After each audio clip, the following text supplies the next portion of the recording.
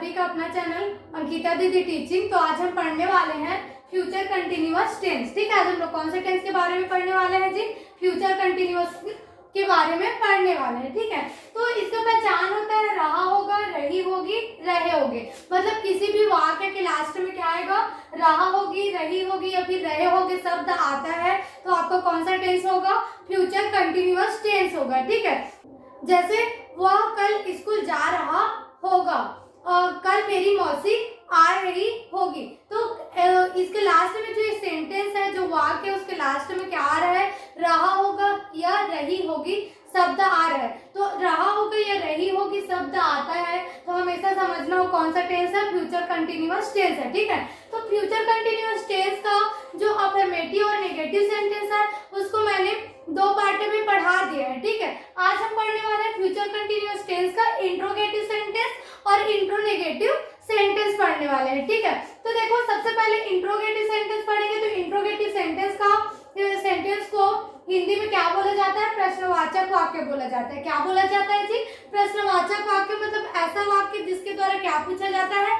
प्रश्न पूछा जाता है। तो कौन सा वाक्य कहलाता है? प्रश्नवाचक वाक्य कहलाता है। ठीक है, तो इसका सूत्र क्या होता है? सबसे पहले हेल्पिंग वर्ब आता है। जैसे कि अफर्मेटिव नेगेटिव सेंटेंस में क्या होता है? सब्जेक्ट पहले आता है, लेकिन इंट्रोगेटिव और इंट्रोनेगेटिव में क्या होता है? जो हेल्पिंग वर्ब रहता है वो सबसे पहले आता है। तो सबसे पहले क्या लिखेंगे?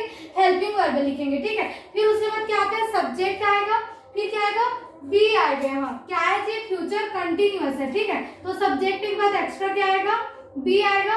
फिर क्या आएगा? आपका वर्ब का फोर्थ फॉर्म आएगा। फिर क्या आएगा? ऑब्जेक्ट आएगा। ठीक है, तो ये हो गया आपका फॉर्मूला।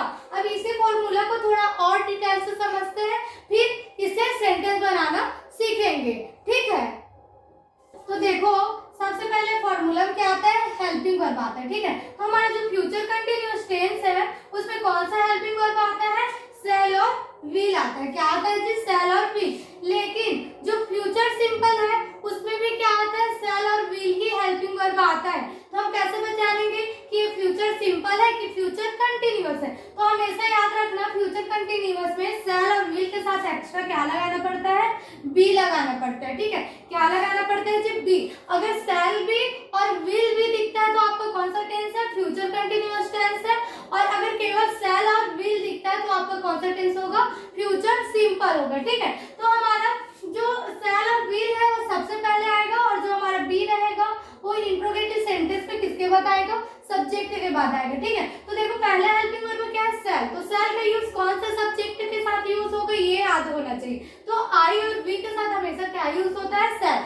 आई का मतलब क्या होता है? मैं, और वी का मतलब क्या होता है? हम। तो इस दोनों सब्जेक्ट के साथ कौन सा हेल्पिंग वर्ब आएगा? शैल आएगा। ठीक है, फिर आपका बच क्या जाता है? You, they, he, she, it, name. तो इन सभी जो हमारे सब्जेक्ट है उसके साथ कौन सा हेल्पिंग वर्ब आएगा? विल आएगा। ठीक है, और उसके बाद एक्स्ट्रा इसमें क्या लगाया जाएगा? बी लगाया जाएगा। वैसे शैल भी विल भी होना चाहिए, लेकिन ये इंट्रोगेटिव है तो शैल विल को सामने आएगा। तो आपका जो बी है वो हमेशा किसके बाद लगेगा? सब्जेक्ट के बाद लगेगा। ठीक है, फिर आता है आपको वर्ब का फोर्थ फॉर्म। वर्ब का फोर्थ फॉर्म क्या होता है? किसी भी वर्ब के लास्ट में आपको आईएनजी, यदि आप आईएनजी लगाते हो तो आपको वर्ब का कौन सा फॉर्म बन जाता है? फोर्थ फॉर्म बन जाता है। ठीक है, प्लस क्या होता है? ऑब्जेक्ट। ऑब्जेक्ट आपको कुछ भी हो सकता है। ऐसा कोई भी चीज जो आपको काम करने में मदद करता हो क्या होता है? आपका ऑब्जेक्ट होता है। ठीक है, तो ये हमारा क्या हो गया? पूरा स्ट्रक्चर का डिटेल हो गया। ठीक है, अब इसी स्ट्रक्चर को यूज करके हम क्या बनाएंगे? सेंटेंस बनाएंगे। ठीक है, अब देखो सेंटेंस। ठीक है, क्या है सेंटेंस? क्या तुम कल बिलासपुर आ रहे होगे? क्या बोल रहे थे? क्या तुम बिलासपुर आ रहे होगे?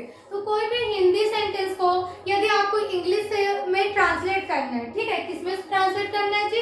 इंग्लिश में। तो सबसे पहले आपको क्या पहचानना पड़ता है? टेंस पहचानना पड़ता है। ठीक है, और टेंस का पहचान हमेशा कहाँ से होता है? वाक्य के लास्ट से होता है। ठीक है, तो वाक्य के लास्ट में क्या आ रहा है? रहे होगे आ रहा है। क्या आ रहा है जी? रहे होगे। तो आपको पता है रहे होगे आएगा तो आपका कौन सा टेंस होगा? वो फ्यूचर कंटिन्यूअस होगा। ठीक है, तो इस वाक्य में लास्ट में क्या है? रहे होगे। तो आपका टेंस क्या है, फ्यूचर कंटिन्यूअस। ठीक है, अब टेंस का पहचान हो गया, उसके बाद हमको सेकंड क्या पहचानना रहता है कि कौन सा सेंटेंस है। ठीक है, अफर्मेटिव है, नेगेटिव है, या इंट्रोगेटिव है, या इंट्रोनेगेटिव है। तो ये क्या है आपका इंट्रोगेटिव है, क्यों है, क्योंकि शुरू में ही कौन सा शब्द आया है, क्या शब्द आया, मतलब किसी भी वाक्य के शुरुआत में ही यदि क्या शब्द आता है तो आपको कौन सा वाक्य होता है, वो प्रश्नवाचक वाक्य होता है। ठीक है, मतलब इंट्रोगेटिव सेंटेंस होता है। तो हमको ये बात भी क्लियर हो गया कि इस वाक्य के शुरू में ही क्या है, क्या शब्द है, इसलिए क्या है, फ्यूचर कंटिन्यूअस टेंस है। और फ्यूचर कंटिन्यूअस का कौन सा सेंटेंस है, इंट्रोगेटिव सेंटेंस है। तो इंट्रोगेटिव सेंटेंस का फॉर्मूला क्या होता है, सबसे पहले सब्जेक्ट आता है, क्या सॉरी सबसे पहले क्या आता है, हेल्पिंग वर्ब आता है। तो इसमें हेल्पिंग वर्ब किसके अकॉर्डिंग लगता है जी, सब्जेक्ट के। तो सब्जेक्ट क्या आपका तुम को क्या बोलते हैं, यू बोलते हैं। तो ठीक है, क्या बोलते हैं जी, यू। और यू के साथ कौन सा हेल्पिंग वर्ब आता है, विल आता है। तो यहाँ क्या लिखेंगे, विल लिखेंगे। ठीक है, विल। फिर क्या आता है सब्जेक्ट, तो सब्जेक्ट का क्या है, तुम को क्या बोलते हैं, यू। तो यू आ जाएगा, यू विल।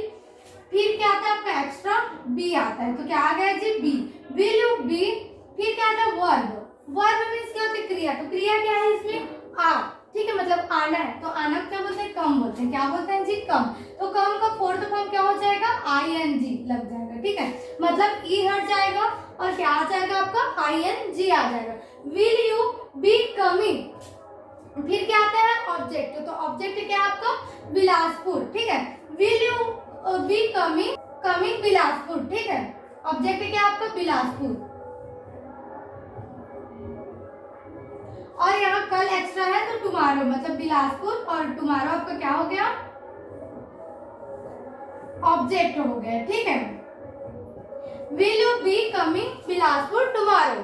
ठीक है, तो ये आपका क्या हो गया, फ्यूचर कंटिन्यूअस टेंस का इंट्रोगेटिव सेंटेंस क्या होता है, कंप्लीट होता है। ठीक है, अब जो इंट्रोगेटिव सेंटेंस है उसको नेक्स्ट वीडियो में पढ़ेंगे। ठीक है, यदि आपको वीडियो समझ में आए, टॉपिक समझ में आए तो वीडियो को लाइक कीजिएगा और चैनल को सब्सक्राइब कीजिएगा। ठीक है, थैंक यू।